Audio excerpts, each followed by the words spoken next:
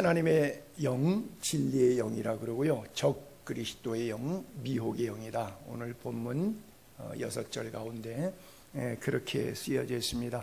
계속해서 우리가 요한의 서신을 강의하고 있는데, 요한이라고 하는 것은 존이라고 하는 영어 이렇게 예수와라고 하는 단어의 앞자를 딴 거예요. 여호와라고 하는 단어의 앞자를 딴 거고요. 그 다음에 하난이라고 하는, 하나는 은총, 은혜라고 하는 단어예요. 그러니까 하나님의 은총, 하나님은 은혜로우시다, 이런 뜻이 요한이에요. 그래서 미국 사람들이 바이블 네임을 많이 이렇게 이름을 쳤는데 제일 많은 이름이 존이에요. 존. 그래서 아무나, 영어로 아무나라고 하는 단어를 존 노 이렇게 말해요.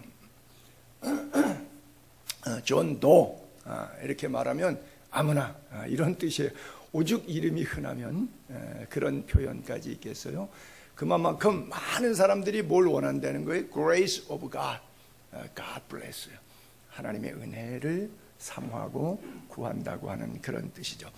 특별히 1년 반이 넘도록, 또 앞으로 1년 반이 더 지나가도 끝날지 않을런지도 모른다고 하는 이런 생각 속에, 예전에는 뭐 after 코로나, before 코로나, 그런데 요즘은 with 코로나, 그래서 코로나와 영원히 같이 가는 삶 아니겠는가, 이런 시대 속을 살아가는데 하나님의 특별하신 은혜가 여러분 속에 함께하기를 축복합니다.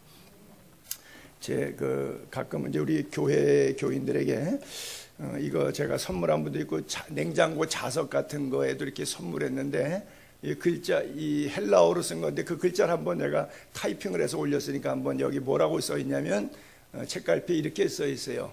끼리에 주님, 예수 그리스도여, 엘레이손 매, 나를 긍휼히 여기소서. 엘레이손이 긍휼, 자비, 불쌍히.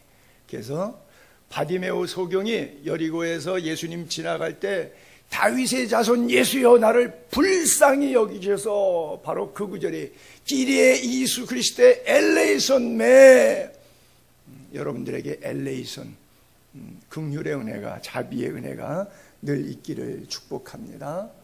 그래요. 그래서 우리 이열 목사님이 저한테 암 환우들을 위해서 합창단 이름을 무엇을 지었으면 좋겠는가, 엘레이손이라고, 그래서 이름을 짓게 된 배경이 되었죠. 바디메오를 고쳐주신 하나님께서 여러분들의 영적인 문제, 육적인 문제, 치유의 역사를 베풀어 주시기를 축복합니다. 그래서 이 코로나가 오히려 주님과 더 가까워지는 은총의 시간. 코로나가 없었으면 내가 예수 대면 믿었을 텐데, 아무렇게나 살았을 텐데, 코로나 때문에 정신이 바짝 들어서 하나님을 더 잘 믿게 됐기 때문에 코로나는 나에게 있어서는 하나님의 은혜다, 하나님의 은총이다, 엘레이손이다, 이렇게 기억될 수 있게 되기를 바랍니다. 사실 바이러스 이름에다 거기를 붙였는데, 제가 우리 교인들은 귀가 따가울 정도로 코로나에 대한 설명을 참 많이 드렸어요. 보이지도 않는 바이러스인데 이게 온 세상을 다 왕노릇하고 있어요. 그래서 코로나라고 하는 뜻 자체가 왕관이다, 면류관이다 그랬죠. 그러니까 이 바이러스 이름에다가 면류관이다, 왕관이다 이름 딱 붙여서 이 바이러스가 마치 암행어사 마패처럼 딱 내놓으면 정치도, 경제도, 종교도, 올수도 나를 예배해라. 그래서 사실 주님을 예배하는 것이 아니라 코로나를 예배하고, 그런 생각을 얼핏 해봐요. 요즘 78억 현대인들의 믿음, 소망, 사랑은 하나님이 아니고 백신이 우리의 믿음, 소망, 사랑이 그 자리에 있는 것 같아요. 그래서 백신은 믿음, 소망, 사랑이 됐고, 바이러스는 코로나가 됐고, 왕관, 면류관이 됐고, 희한한 영적인 흐름이 흘러가는 이런 시대 속에 우리가 살고 있어요. 그래서 마태복음, 누가복음 18장 불의한 재판관의 비유도 마지막 예수님이 이 메시지 끝에 이런 결론을 질문으로 던졌거든요. 말세에 믿음을 보겠느냐? 그렇죠? 끝까지 예수 잘 믿게 되기를 바랍니다. 우리들의 믿음, 소망, 사랑은 오직 예수 그리스도 한 분임을 고백하게 되기를 바랍니다. 그래요. 현 상황 속에서는 백신이 유일한 대답이기 때문에, 또 실제 백신은 항체를 만들어주고 균이 왔을 때 이길 수 있는 힘을 주기 때문에 능히 좋은 것인 것만은 사실인데 그것은 정답은 아니에요. 예를 들어서 대한민국에 5천만 명이 다 백신 맞았다라고 해도 500만 명은 감염될 수 있어요. 왜? 백신으로 커버되는 게 보통 90%까지 의사들이 본다 그러는데 90%가 커버되면 나머지 10%가 커버 안 되면 500만 명은 확진되는 거예요. 그렇잖아요. 그러니까 우리가 이런 통계는 별 의미가 없어요. 정말 끝까지 하나님의 손에서 우리를 도와주시기를 그렇게 기도합니다. 지금 뭐 백신 접종 1위국, 2위국 다 무너졌잖아요. 아시다시피 영국 어제만 해도 3만 5천 명이 확진자 나왔어요. 대단하죠. 그렇죠? 이스라엘도 10명 이하로까지 떨어졌다고 그렇게 극찬했는데 하루에 300명, 500명씩 나와요. 그리고 그 확진 나온 사람들 이스라엘은 거의 다 맞았으니까 검사했더니 50%는 백신 2차 접종까지 끝난 사람들이, 그걸 이제 돌파 감염이라 그러는데, 한국도 백신 맞은 사람 가운데 5%, 아직 50%는 아니지만 5%가, 그래서 도움이 되는 건 사실이지만 그것을 믿음으로 수용하진 말라는 거예요. 그렇죠? 우리의 믿음은 오직 예수 그리스도만이 우리의 믿음의 대상이고 소망의 대상이고 사랑의 대상이라고 하는 거예요. 참 아이러니하고 너무 안타깝게도 대한민국도 접종률이 1,500만 명이 넘어서 30%가 넘었어요. 이 정도쯤 되면 우리가 한 5, 6명 내려갈 때 200명, 300명 이렇게 좀 떨어질 줄 알았는데 이걸 웬걸요? 지금 거꾸로 가잖아요. 그래서 우리에게 더 경각심을 갖게 하는 것 같아요. 제가 늘 광고하지만 행정명령이 나라가 우리 건강 지켜주지 못해요. 나라에서 백신 맞은 사람들은 마스크 벗어도 좋습니다. 제가 절대 벗지 말라 그랬죠. 이것은 의사들이 경칠 얘기지만 백신보다 마스크가 더 효력이 있다고 저는 개인적으로 생각을 해요.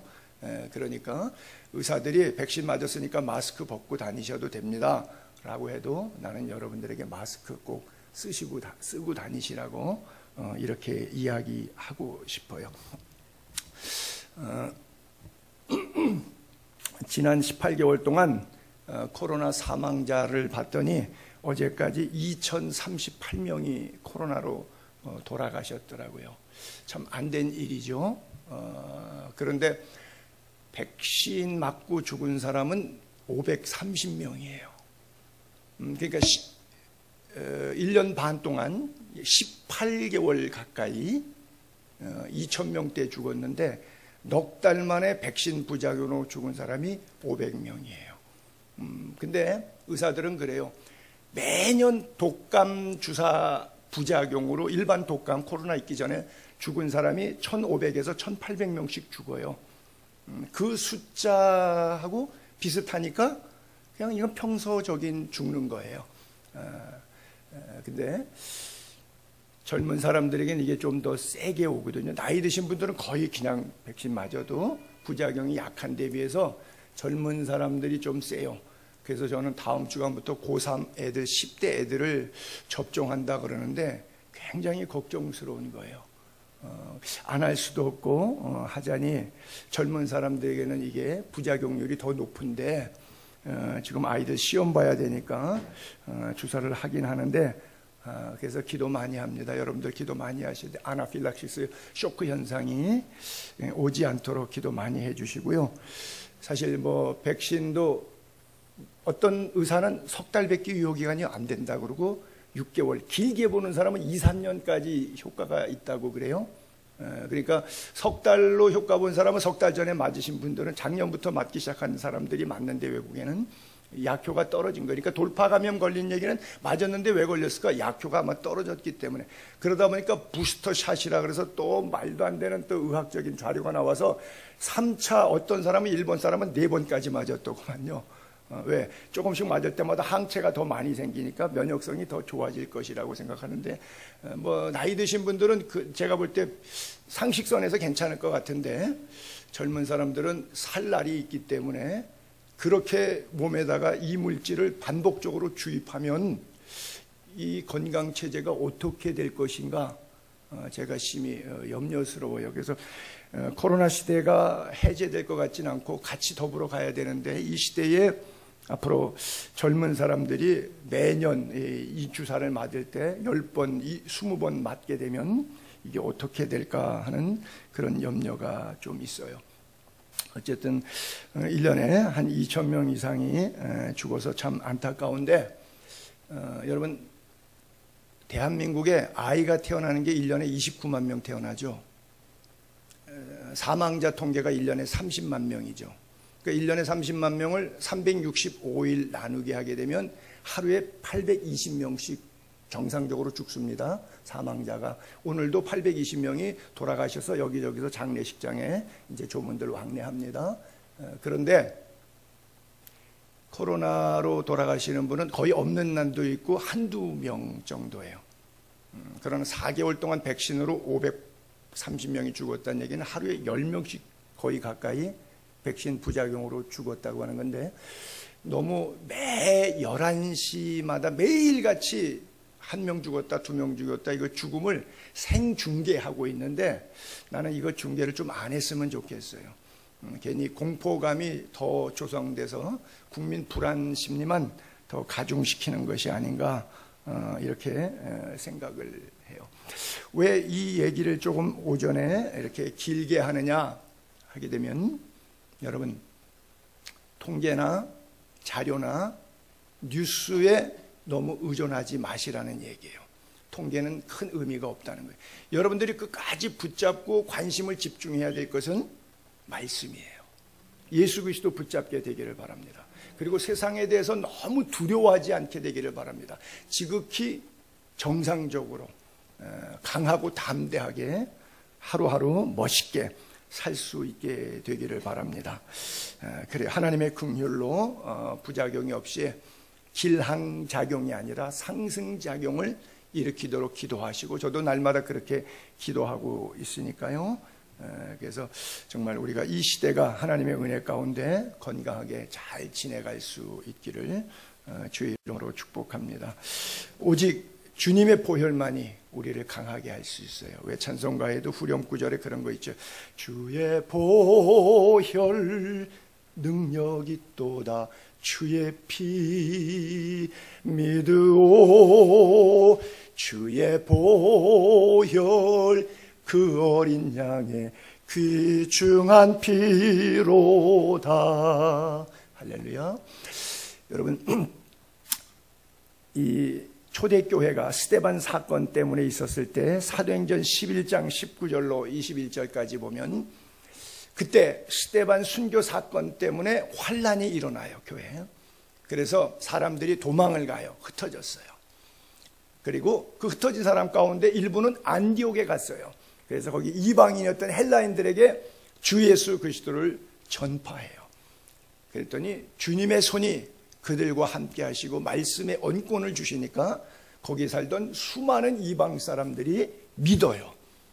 그리고 주님께 돌아와요. 저 스데반이라고 하는 것, 코로나라고 하는 것은 이태리 말로 왕관이죠. 그리스 말로 스테판이라고 하는 것 역시 면류관 왕관이에요. 영어로 크라운이라 그래요. 한국말로 왕관인데, 공교롭게도 이 스테판 때문에 환란이 일었다. 마치 코로나 시대에 이런 바이러스의 인류의 재난, 팬데믹, 환란이 온 것 같은 그런 상황. 그래서 요즘에 우리도 매주 수요일마다 하던 노방전도 벌써 안 한 지가 1년이 넘잖아요. 그래서 요즘엔 전도도 안 된다, 뭐 이런 얘기도 있잖아요. 근데 스테반 때문에 환란이 왔는데, 좀 이렇게 각색을 할게요. 코로나 때문에 영적 침체가 왔는데, 기독교 탄압이 왔는데, 예배 방해가 왔는데, 그래도 흩어진 사람들이 뭐 했느냐? 모이면 기도하고 흩어지면 전도하자 하는 식으로 주 예수 그리스도를 전파했더니 전도가 되는 거예요. 예수 믿는 사람들이 늘어나는 거예요. 그게 어떻게 가능해요? 주의 손이 그들과 함께 하시며 하나님의 선한 손길의 도우심이 여러분들 생애와 영혼과 육체와 가정과 자녀들에게 함께 하시기를 주의 이름으로 축복합니다. 그래요. 본문 1, 2, 3절을 한번 올려볼게요. 사랑하는 자들아, 영을 다 믿지 말고 오직 영들이 하나님께 속했나 분별하라. 많은 거짓 선지자가 세상에 나왔다. 이로써 너희가 하나님의 영 알지니 곧 예수 그리스도께서 육체로 오신 것을 시인하는 영마다 하나님께 속한 것이고 예수를 시인하지 아니하는 영마다 하나님께 속한 것이 아니다. 이것은 곧 적그리스도의 영이다. 그가 오리라, 적그리스도가 오겠다 한 말 예언을 너희가 들었지만 이미 벌써 세상에 왔다 그랬어요.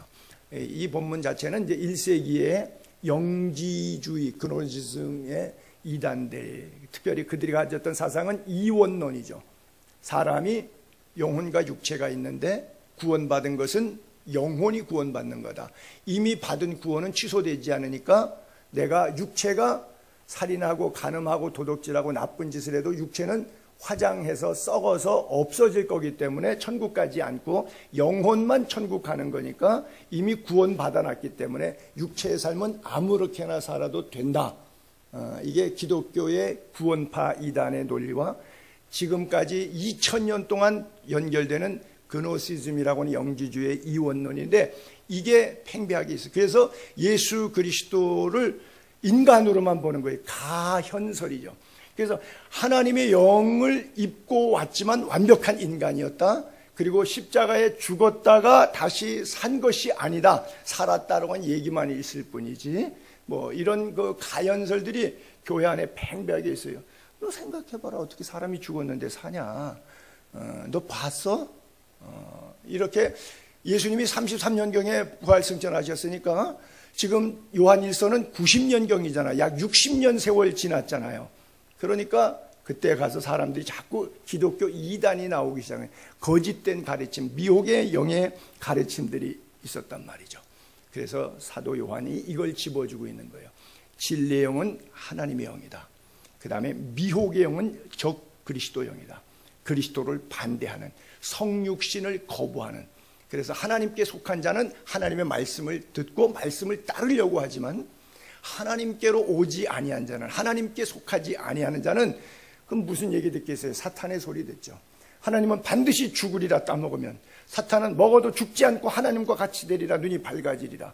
그 두 음성 가운데서 우리가 어느 쪽의 음성을 들을까? 진리의 영의 음성을 들을 것인지 미혹의 영의 음성을 들을 것인지, 하나님의 영에 속한 사람인지 적그리스도 영에 속한 사람인지 우리 소속 좀 분명히 하자. 그 이야기를 설교하고 있는 거예요. 그래서 그 기준이 바로 성육신, 기독론이라고 하는 거예요. 우리가 기독론 가운데 제일 성경에서 꼽는 것이 마태복음 16장 15절부터 예수님이 베드로에게 하셨던 질문이죠. 이르시되 너희는 나를 누구라 하느냐? 예수님이 물어요. 내가 누구냐? 너희들 나름대로 갖고 있는 기독론을 정립해서 나한테 한번 고백해봐라. 그때 베드로가 주는 그리스도, 주는 왕이라는 뜻이고요. 그리스도는 기름 부음 받은 자라고 하는 거예요. 즉 제사장, 선지자, 왕의 역할을 위해서 구원하기 위해서 오신 분이라, 메사야라 그러죠. 메시아. 그리고 그분은 어떻게 오신 분이냐? 살아계신 하나님의 아들인데 이 땅에 오신 분이라고 하는 고백이죠. 이 놀라운 고백을 어떻게 했을까요, 베드로가? 그래서 예수님께서 이걸 알게 한 것은 네 지식이 아니다. 그렇죠? 네 신학 지식, 네 교리 지식이 아니고 성령께서 깨닫게 해주셨다. 하늘에 계신 내 아버지, 거룩한 영, 아버지의 영이 이것을 깨닫게 했다 그래요. 그래서 바울도 로마 교회다, 고린도 교회다 편지할 성령으로 말미암지 않고는, 즉 하나님의 영으로 말미암지 않고는 누구든지 그리스도를 주라, 나의 창조주, 나의 왕이라고 고백할 자가 없다. 이렇게 사도 바울도 이야기했죠. 생명과 시간의 주인이 우리 창조주 하나님인 것 믿게 되기를 바라고요. 그 창조주 하나님을 예배하지 않는 행위는 범죄 행위입니다. 여러분, 목사님 예배 안 한다고 그걸 죄 짓는 거라고 어떻게 그렇게 말씀하실 수가 있어요? 라고 반문하고 싶으시겠지만, 인간이 태어나서 죽을 때까지 예배 안 하다가 죽는 것 자체가 지옥 가는 거예요. 인간이 나서 삶의 인간 가치의 가장 숭고한 행위는 예배 행위입니다. 여러분, 인간의 육신으로 부모를 공경하지 않는 건 최악의 폐륜입니다. 내 영혼의 창조주 하나님 아버지를 예배하지 않는 것은 인간의 영혼의 최악의 폐륜입니다. 믿으시게 되기를 바랍니다. 이 말이 믿음이 없는 사람들에게는 바보 같은 이야기이겠지만, 때로는 비난의 이야기로 들릴 수도 있지만, 하나님의 영, 진리의 영이 임하는 사람에게는 이 말씀이 진리로 받아들여지게 될 거예요. 현재 코로나 시대를 살아가면서 우리는 이런 예배를 강요받고 있죠. 비대면 예배, 영상 예배, 대체 예배, 뒤에 예배자만 붙이면 다 예배가 되는 것으로 혼동을 일으켰어요. 왜? 뒤에 예배자가 붙어 있으니까. 그래서 사탄 예배도 가짜 예배도 예배자만 붙으면 예배라고 하는 신성한 단어 때문에 다 속게, 트릭, 사탄은 거짓의 영이니까 속게 만들었어요. 비대면이라고 하는 것은 뭐죠? 얼굴을 돌린다는 뜻이죠. 대할 때자 얼굴 면자인데, 하나님의 얼굴을 구하는 게 예배인데, 하나님의 얼굴을 돌리면 가인의 예배가 되는 것이죠. 근데 그걸 예배라고 말해요. 예배 맞습니다만 하나님이 받으시는 예배만 예배고, 하나님이 안 받으시고 내 감정으로 내 종교 행위로 하는 예배, 그것도 예배일 수는 있어요. 여러분 나와 앉아 계신 가운데 영과 진리로 하나님 앞에 나아가시며 예배 드리는 분도 계시고, 그냥 종교적인 행위로 나오시는 분도 있을 거예요. 뭐 그분도 하나님이 받던 안 받던 그냥 내가 하는 거예요. 그렇죠? 마치 예를 드는 게 조금 뭐하지만, 부모에게 뭐 부모가 기뻐하든 안 기뻐하든 어버이날이니까 카네이션 가슴에 하나 딱 꽂아드리고, 어머님 감사합니다. 나가서 경제적으로, 생활적으로, 가정적으로 폐륜으로 지 멋대로 살면서 어버이날이니까 그냥 카네이션 하나 가슴에 탁 꼽아놓으면 어머님은 너무 싫은 거죠, 그게. 그럼에도 불구하고 나는 내 행위를 하고 되는 거예요. 그래야 내가 그래도 어버이날 했다는 위로감을 얻는 거죠. 여러분들이 세상에서 일주일 동안 제멋대로 살다가 이러다가 내가 교통사고 나는 거 아니야, 이러다가 내가 암 오는 거 아니야, 이러다가 내가 하나님한테 어떻게 채찍 맞는 거 아니야, 불안심리 해소 차원에서 그냥 종교행위 한번 해주고, 그것도 조금 더 불안하니까 헌금이랍시고 공탁금 걸듯이 좀 몇 푼 넣어가지고 애따 팁 주자 하는 식으로, 불쌍한 교회, 불쌍한 목사 그래도 밥이나도 한 숟갈 보태주자, 이런 마음으로 와서 예배할 수도 있을 거예요.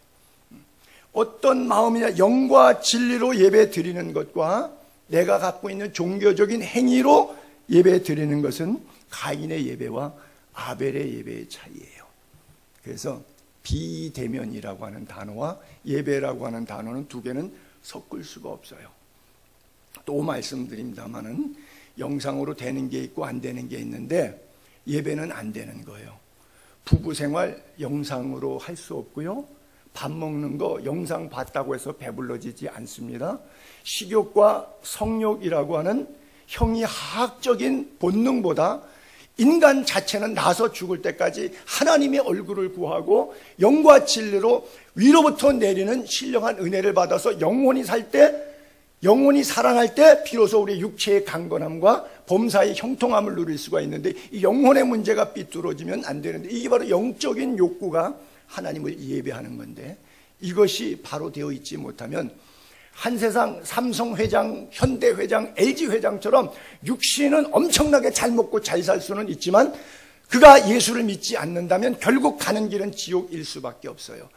목사가 강대상에서 누구 지옥 가니 안 가니 이런 얘기하는 것 자체가 듣기에 상당히 거북할 수 있겠지만, 그럼에도 불구하고 제가 천국을 보내고 제가 지옥을 보내는 것이 아니라 하나님의 말씀이 결정한 거기 때문에, 하나님의 말씀을 듣느냐, 하나님의 영, 진리의 영, 아니면 반대로 미혹의 영, 사탄의 영, 적그리스도의 영 이야기를 듣느냐로 우리들의 신앙과 영적 삶은 결정나는 것이죠.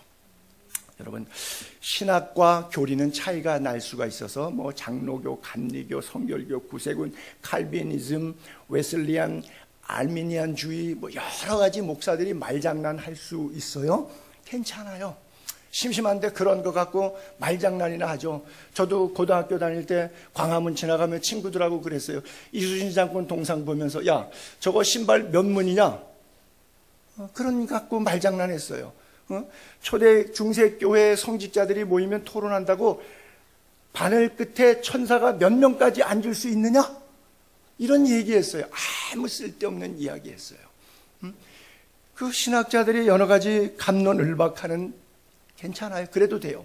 근데 안 되는 거 하나 있어요. 예배는 신학과 교리로 타협할 수 없어요. 그냥 하나님의 명령이기 때문에 마땅히 드려야만 하는 거예요.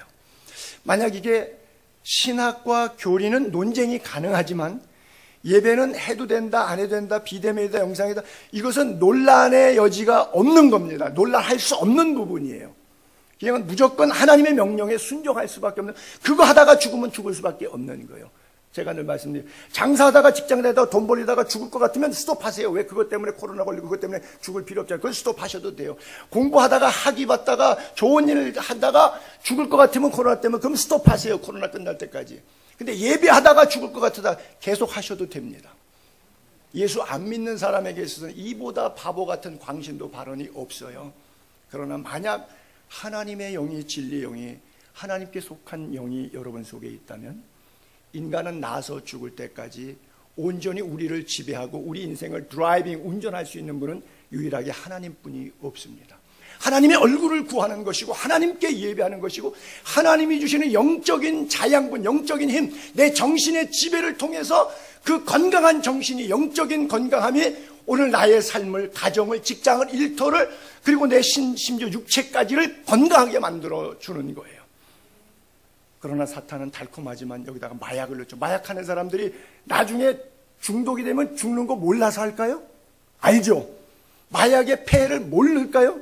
에이즈의 폐해를 몰라서 그렇게 난잡하게 살까요? 알아요. 알지만 아는 지식보다 실제 가져오는 쾌락과 말초신경의 자극이 너무 짜릿한 거예요. 그러니까 그 짜릿함을 알고 있는 지식과 싸우니까 알고 있는 지식은 지는 거예요. 우리가 신앙생활할 때 그런 경험 많이 하잖아요. 성경의 양심에, 신앙 양심에 위배되지만 돈 들어오니까, 이렇게 되면 나에게 이익이 되니까 말씀에 위배돼도 일단 나중에 회개하고 나중에 해결하자, 일단은 이건 먹고 보자, 그리고 선악과를 따먹는 경우들이 많잖아요. 그러나 때가 가까웠기 때문에 우리는 더 이상 그렇게 살면 안 된다고 설교하고 있는 거예요. 안 그러면 1세기 초대교회 로마에 박해를 받던 기독교 시대부터 근대에 와서 대한민국이 일제강점기에 들어가서 일본의 신사참배에 있을 때까지 2000년 기독교 역사 가운데 순교자들은 바보예요. 아니, 그렇게 무가치한 것 때문에 목숨까지 잃으면서 예배 자리를 지킬 필요가 있었다. 야, 이거 진짜 바보들이에요. 대한민국은 1910년부터 45년까지 만 36년 동안 일제 압제 속에 있었습니다. 해방되기 7년 전인 1938년도에 교회가 모인 집합체인 총유인 교단 총회가 신사참배를 가결한 것 여러분 아십니다. 그래서 이렇게 11시에 예배 드리면, 예배 시작하면 제일 먼저 궁성요배로 시작을 합니다. 그래서 기미가요, 일본 국가 개창하고, 그 다음에 궁성요배라고 해서 천황이 있는 쪽을 향해서 합장해서 그를 절을 합니다. 그 다음 마지막에 일본 제국 만세하고 천황폐하 만세, 이 만세 삼창이 거기서 나온 거예요. 그래서 어떤 분은 주여 삼창 이런 거가 좋지 않다, 문화적으로 그렇게 표현하는 분들도 이제 거기에 맥락이 있는데, 그래서 만세 삼창하고 한 5분 10분 요식행위 끝나면 그 다음에 땡 종치면서 다 같이 주악에 맞추어 하나님 앞에 예배 드리도록 하겠습니다. 이렇게 예배 시작했어요. 그러니까 예배 직전에 10분 동안은 우상 숭배하고, 그거를 얼마 동안 했느냐, 한 번 그랬다는 게 아니고요. 해방이 7년 뒤에 됐잖아요. 7년 동안 매 주일 예배 그렇게 드렸습니다. 한두 번 드린 게 아니에요. 그것은 그 당시에 나라에서도 목사들의 총유 집회인 교단 총회에서도 결정했기 때문에 우상행위가 아니다. 그래서 그것은 애국행위였었습니다. 황국 시민의 애국행위였었어요. 그래서 다 했어요. 근데 그것은 애국행위가 아니고 우상숭배다라고 해서 매국노로 목숨을 잃었던 사람이 주기철, 손양원 이런 목사들이었었습니다. 당시 목사가 토탈 몇 명 있는지는 제가 통계를 안 찾아봐서 모르겠는데, 전체 목사의 95% 이상이 7년 동안 그러고 우상숭배하고 예배를 집례했을 때에 5%도 안 되는 목사들은 감옥에 가 있었어요. 그리고 거기서 순교를 당했어요. 독살 백신을 맞고 그냥 죽었어요. 그렇잖아요. 우리가 28살에 죽은 그 윤동주라든지, 그 다음에 주기철 목사님 44년도에 돌아가셨죠. 해방되기 한 해 전에. 다 뭐예요? 백신 독물 주사 가지고 죽였어요. 그래요. 당시에 절대 다수가 그 길을 따라갔는데, 작년 2, 3월 달에 절대 다수 한국교회가 예배를 스스로 반납을 했어요. 이게 한국교회의 현 주소입니다. 사실 좀 이렇게 의학적, 과학적인 데이터는 없습니다. 예를 들어서 장례식장에 조문 끝나고 그 옆에 앉아서 밥 먹는 거는 괜찮아요. 결혼식장에 예식 끝나고 거기서 밥 먹는 거는 괜찮아요. 교회에서 예배 끝나고 밥 먹으면 코로나 걸리기 때문에 절대 안 돼요. 과학적인, 의학적인 근거 데이터는 무엇 때문인지는 모르겠어요. 이걸 정부 비난으로 얘기 듣지 마시고, 하나님의 영과 미혹의 영 사이에서 세상 지구가 어떻게 돌아가는가 영적으로 분별할 필요가 있는데, 어차피 세상은 90% 예수 안 믿는 사람과 10%도 안 되는 예배 자리를 지키려고 하는 그리스도인과의 영적 싸움에 놓여져 있습니다. 이거는 우리가 죽을 때까지 피할 수 없는 부분이에요. 너무나 쉽게 예배를 소홀하게 가볍게 여겼기 때문이 아닌가 생각해요. 저는 제일 경악하는 단어 가운데 비대면 예배라든지, 또는 어떻게 이런 시대에 예배를 강행하는가, 오만 갈 때 안 갈 때 딱 하고 교회당만 주일날 안 오면서 그것을 비난해대면서 예배를 강행한다고 이런 단어를 해서, 마치 예배자는 범법자 취급을 하는 그런 정치와 여론 머릿속에 들어와 있어서 1세기의 네로 황제의 기독교의 박해와 같은 것이 대한민국 땅에 버젓이 벌어지고 있어요. 그래서 1세기부터 현재까지 모든 정치인들이 볼 때 예수쟁이들은 이건 미친 사람들이에요. 아주 정말 사회 악과 같은 존재들이에요. 정말 이 땅에 도움 안 되는 존재들이에요. 예수쟁이들은. 그렇잖아요. 정말 말 안 듣는, 그래요. 그런데 진리의 영으로 하나님에 속한 우리의 시각으로 세상을 바라볼 때 하나님이 세상보다 더 크기 때문에 우리가 예배하고 고개 숙여야 될 대상이 누구인가? 우리는 영적으로 분별해요. 오히려 우리 눈에 볼 때 그들은 한없이 근시한, 내일을 보지 못하는 사람들로 보여요. 여러분, 사실 지난 주간만 해도 7월 초에 이제 곧 나라가 뭘 발표한다 그랬어요? 6인 이상 또 8인 이상까지 모임을 확대할 것이고, 어떤 모임에 가도 백신 접종자는 수에 카운트하지 않기 때문에 예배 인원에서도 가족 친지 모임에서도 동창 모임에서도 그 사람은 카운트에 안 들어가니까 10명 20명 다 가도 좋고, 예배도 비수도권은 50%까지 확장해서 다 예배 드릴 수 있다. 현재는 20%인데 이런 얘기가 나온 지 한 주간도 안 돼서 뒤집어져서 다음 주부터는 우리가 또 비대면 예배를 강요받고 있기 때문에 영상 예배로 대체해서 다시 과거의 전례처럼 이제 11시 예배, 이 인원이 많기 때문에 영상으로 송출할 수 있는 것은 영상 요원과 예배 요원, 뭐 찬송인도, 설교하는 사람, 반주자, 기도 순서자들과 영상 대체하는 사람들을 위해서 20명까지 행정적으로 허락이 됩니다. 그러다 보니까 지금 이 인원이 다 모일 수 없으니까 우리가 9시 한 번 드리고 11시 한 번 드릴 거예요. 저는 만약에 교인이 100명이다, 10명씩 주일날 10번이라도 현장 예배를 드릴 겁니다. 그러니까 여러분들은 좀 그렇게 이해를 해 주셨으면 좋겠는데, 그것을 그냥 내가 다니는 교회 목사가 그러니까가 아니라 여러분 스스로 말씀 안에서 예배가 무엇인지, 여러분들의 정립된 기독론이 무엇인지를 정립해서 여러분 스스로가 지혜롭고 이성적으로 판단했으면 좋겠어요.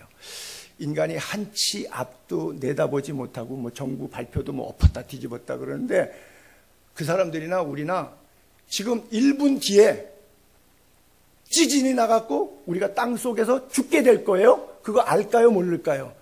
죽는 날까지 몰라요. 그렇잖아요. 아마 1분 전에만 지진으로 땅 속에서 묻혀 죽을 것 알았으면 미리 나가셨을 거예요. 수천만, 수백만 명이 지금까지 얼마나 많은 전 세계적인 지진이 2000년, 3000년 동안 있어 왔어요. 30초 전에만 알았어도 튀었어요. 살았어요. 1분 뒤도 몰라, 내일일도 모르는 사람이 뭘 아는 것처럼 발표한다. 통계에 우리의 삶을 맡긴다는 것, 이것만큼 근시안적인 삶이 없어요. 여러분, 이런 세상에 살면서 정말 정신적으로 공황장애처럼 방황하지 않고 수고하고 무거운 모든 짐을 예수 그리스도께 내려놓고 예수 그리스도의 십자가 굳게 붙잡고 주님 앞에 돌아가시게 되기를 바랍니다.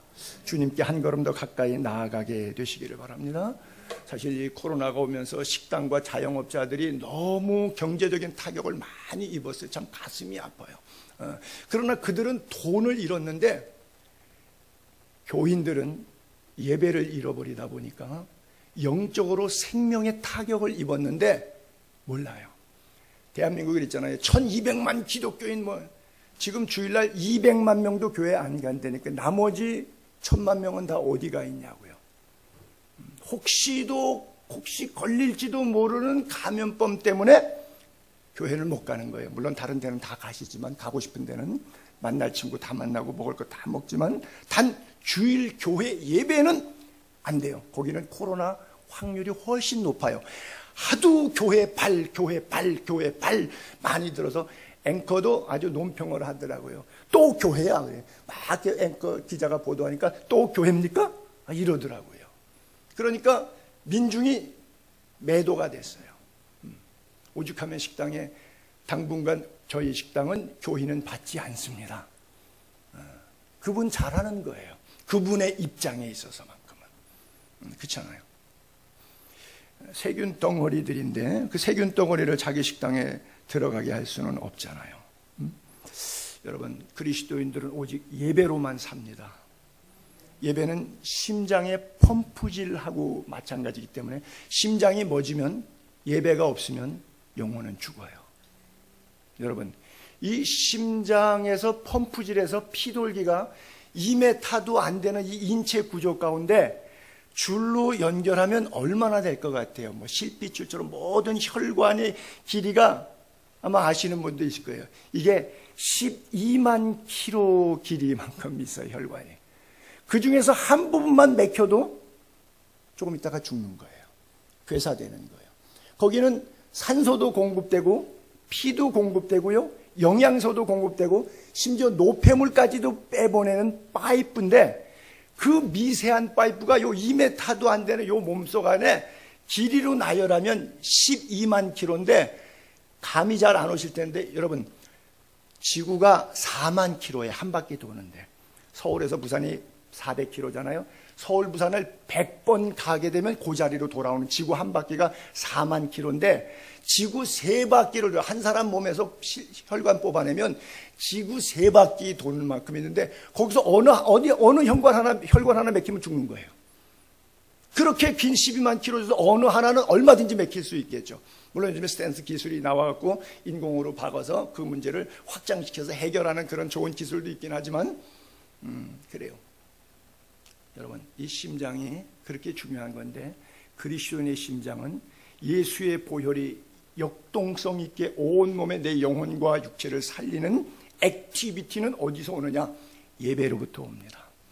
마치 자동차가 주유소에 가서 기름 한번 빡 넣고 일주일 내내 쌩 자기 볼일 보듯이 주일날 하나님의 제단에 모여서 하나님의 말씀 속에서 우리에게 부어주시는 영적 자양분 말씀의 능력을 통해서 일주일 동안 가정생활, 직장생활, 사회생활, 이웃생활을 할 수 있는 지혜와 힘을 얻는 거예요. 손과 발의 말씀의 능력을 얻는 거예요. 어떤 아무리 좋은 자동차도 메르세데스 벤츠, BMW, 포르쉐 어떤 차도요 기름 안 넣고 가스 스테이션에 안 들어가면 그 차 스톱! 못 써요. 당분간은 쓰겠죠. 있던 기름을 써먹을 테니까. 그러나 예배를 계속 빠질 때에 계속해서 기름이 앵꼬 났는데 엠띠인데 쓸 수 있을까요? 아무리 좋은 차 상관없어요. 그가 가진 대통령의 권력이든 장관이든 국회의원이든 그가 가진 외형적인 폼, 차가 무슨 종류의 차냐, 무슨 배기량이 몇시짜냐 아무 소용없어요. 기름 없으면 끝. 성령의 기름 부음으로 채움받게 되기를 바랍니다. 하나님의 말씀이 능력으로 여러분들의 에너지가 될 수 있기를 바랍니다.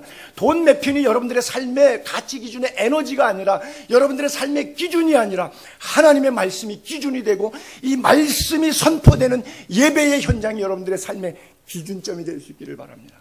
영적 가스 스테이션이 되어야 돼요. 여기서 말씀으로 여러분들이 매주 리필 받을 수 있게 되기를 바랍니다. 그리스도인은 오직 예배로만 살아요. 다니엘의 세 친구 사드락과 메삭과 아벳느고 그들은 상황을 뛰어넘어서 예배를 무엇보다 소중하게 느꼈죠?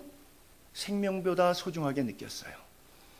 자, 우리 다시 한번 보죠. 다니엘 3장 14절 보면 느부갓네살 왕이 그 세 친구에게 묻습니다. 야, 사드락 메삭 아벳느고야, 그러지 마라. 너희가 내 동상한테 절을 안 했다면서 야, 내가 세우는 이 금신상에게 절하지 않다니 이게 말이 되냐? 사실이냐? 내가 용서해 줄게. 이제라도. 사탄이 얼마나 여유가 있는지 몰라요. 인심이 좋은지 몰라요. 이제라도 너희가 준비했다가 나팔, 비파, 수금, 사명금, 양금, 생황 모든 악기 소리 들을 때 내가 만든 신상 앞에 엎드려 우상 절하면 좋다. 꼭 그렇게 해라. 내가 기회 주니까 인심 쓴다. 한 번 더 봐줄게. 해. 너희가 만일 절하지 않으면 그 대신 이제 공포로 돌아가는 거죠. 그 다음에 양수겹정이죠. 광명의 천사처럼 나오기도 하고 우는 사자처럼 나오기도 하고요. 즉시 너희를 맹렬히 타는 풀문불 가운데 던져놓을 것이니 능히 너희를 내 손에서 건져낼 신이 누구겠느냐 그래요. 여러분, 때때로 사탄은 우리에게 낚시질할 때 우리가 물고기에게 적선하려고 미끼 주는 건 아니에요. 그렇잖아요. 우리가 목적이 있어요. 우리 삶에 달콤하고 좋은 유혹과 쾌락이 올 때에 그 쾌락 너머에 주어지는 결과물들을 볼 수 있는 시각이 있게 되기를 바랍니다. 그래서 속지 마세요. 정말 미혹의 영과 진리의 영이 그들이 표현하는 것 넘어 있는 영적인 해안을 가지고 볼 수 있게 되기를 바랍니다. 그래요. 바울이 박해받던 로마 시대의 교인들에게 그런 이야기를 합니다. 만일 하나님이 우리를 위하시면 누가 우리를 대적하리요? 그 아들까지 아끼지 아니하시고 주신 이가 하물며 우리에게 무엇을 아끼고 무엇을 아니 주시겠느냐? 그렇잖아요. 누가 우리를 정죄하리요? 누가 우리를 고발하리요? 누가 우리를 그리스도의 사랑에서 끊으리요? 할 수 없다는 거예요. 얼마든지 우리를 사랑하시는 그로 말미암아 그리스도 예수 안에서 우리가 넉넉히 이긴다고 말씀하고 있어요. 여러분 삶 속에서 늘 말씀 붙잡고 넉넉히 승리하게 되기를 바랍니다.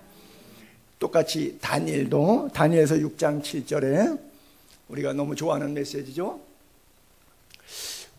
간신들이 계략을 꾸미면서 30일 동안 기도 못하게 했죠. 다니엘에게 흠을 잡으려고. 왕이여, 그것은 곧 이제부터 30일 동안 행정명령 내린 거예요. 왕의 조서. 누구든지 왕 외에 어떤 신 다른 사람에게 무엇을 구하면 기도 예배하지 말라는 거예요. 사자굴에 던져놓기로 한 것이나.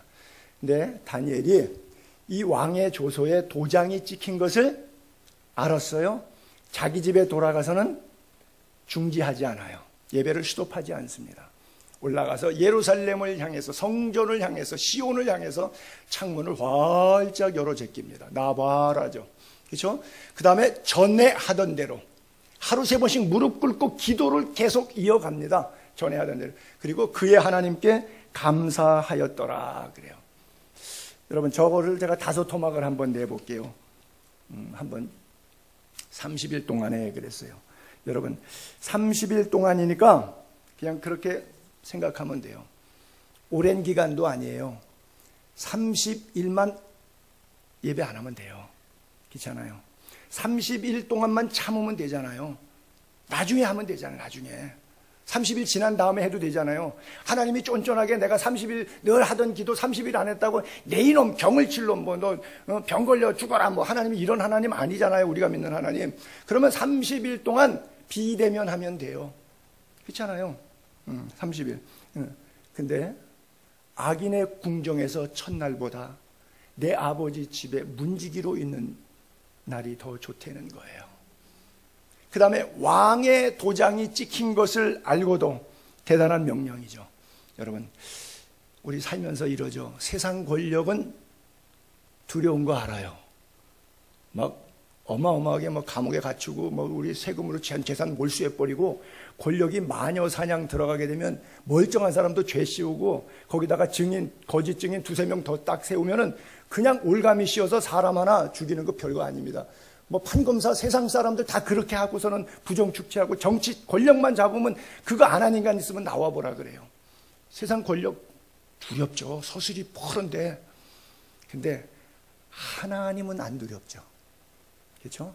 지금 다니엘은 보이는 왕이 두렵지 않고 하나님이 두려운 거예요.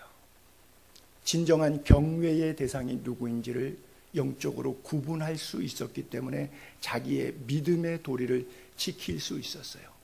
창문을 열고, 아니 간신배들이 지금 CCTV나 파파라치로 찍어가지고 고발하려고 딱 대기하고 있는데 삼각대 걸고 있는데 그거 왜 창문 열어요? 창문 딱 닫고 몰래 하거나 평소에 예루살렘을 향한 다락방 창으로 했으면 그날은 침대에 가서 하거나 부엌이나 살롱에 가서 기도해도 되잖아요.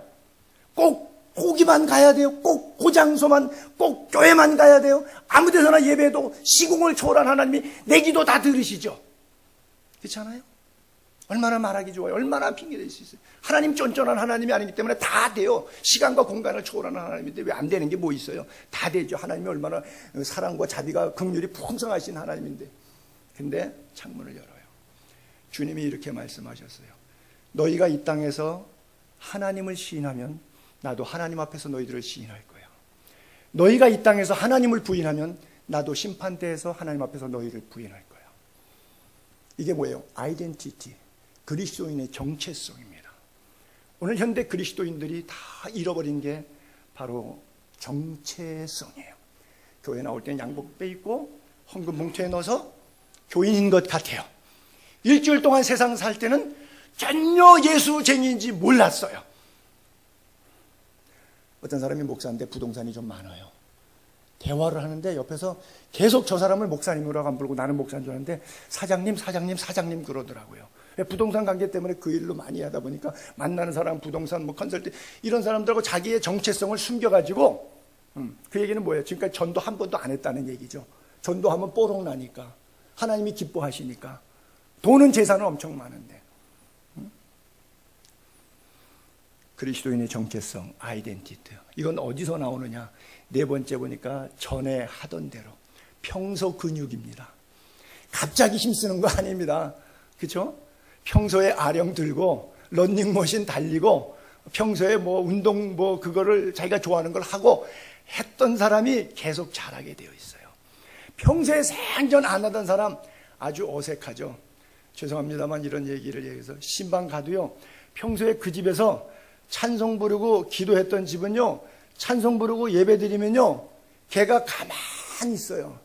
근데 목사 가서 기도하고 찬송하려면 개가 막 짖고 난리가 납니다. 왜? 야, 이거 웬일이냐, 이거. 우리 집 큰일 나겠다. 빨리 내쫓자. 이상한 영이 우리 집에 들어왔다. 내쫓자. 우리 집은 이런 거 하는 집 아닌데. 왁, 왁, 왁. 여러분, 날마다 큐티하시기 바랍니다. 날마다 큐티하세요. 하루 한 시간씩 성경 읽고 기도하고 평소신앙. 그래서 은혜를 생활화하는 것이고, 주일 예배만 예배가 아니라 일주일 동안 여러분 가정, 직장, 사회, 친구 만나서 살아갈 때 그리스도인의 예배와 똑같은 삶을 살아내는 것, 이게 전에 하던 대로. 여기서는 예수쟁이 같고 집에 가면 아닌가. 왜 목사들이 막 그러잖아요. 설교할 때는 엄청 잘하는 것 같아서 여자 교인들이 사모님은 좋겠어요. 저런 남자랑 사는, 나하고 살아보라 그래. 한 달도 못 사서 튀어나가지. 친정집에 가지. 그러니까 목사 사모들이 다 뭐라 그래요. 여보, 여기다가 침대 놓고 여기서 삽시다. 왜? 여기서는 천사인데. 집에만 가면 악마야. 그러니까 집에 가지 말고 여기서 침대 놓고 삽시다. 제 얘기하니까 너무들 좋아하시네.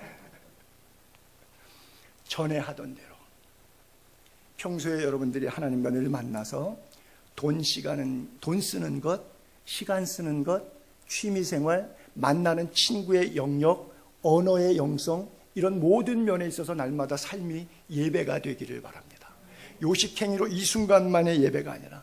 그리고 5번째 토막이 하나님께 감사했다. 아니, 지금 왕의 도장 찍어서 시퍼런 권력의 칼에 의해서 사자굴에 들어가서 일주일씩 굶은 사자, 떨어지자마자 땅바닥에 육체가 다 떨어지기 전에 공중에서 점프해서 사지를 찢어먹는 그 사자굴에 들어가게 됐는데, 내가 사자굴에 순교를 당하고 내 생명이 여기서 절단나게 돼서 하나님 감사합니다. 미친놈이죠.